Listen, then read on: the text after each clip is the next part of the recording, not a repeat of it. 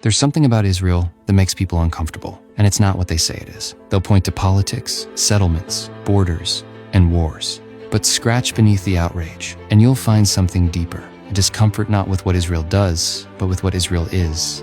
A nation this small should not be this strong. Period. Israel has no oil, no special natural resources. A population barely the size of a mid-sized American city. They are surrounded by enemies, hated in the United Nations, targeted by terror, condemned by celebrities, boycotted, slandered, and attacked. And still, they thrive like there's no tomorrow. In military, in medicine, in security, in technology, in agriculture, in intelligence, in morality, in sheer, unbreakable will. They turn desert into farmland. They make water from air.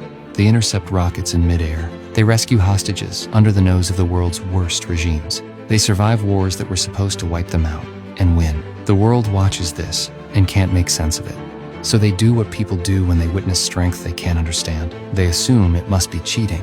It must be American aid. It must be foreign lobbying. It must be oppression.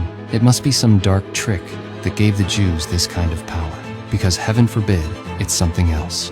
Heaven forbid it's real. Heaven forbid it's earned. Or worse, destined. The Jewish people were supposed to disappear a long, long time ago.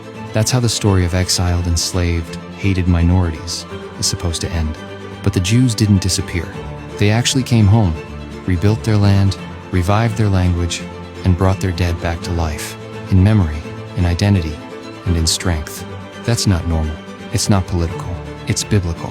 There's no cheat code that explains how a group of people return to their homeland after 2,000 years. There is no rational path from gas chambers to global influence. And there is no historical precedent for surviving the Babylonians, the Romans, the Crusaders, the Inquisition, the pogroms, and the Holocaust, and still showing up to work on Monday in Tel Aviv. Israel doesn't make sense, unless you believe in something beyond the math.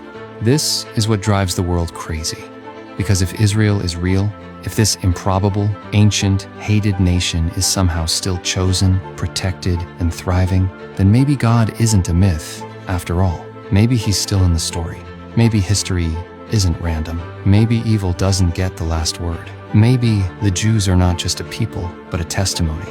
That's what they can't stand. Because once you admit that Israel's survival isn't just impressive, but divine, everything changes.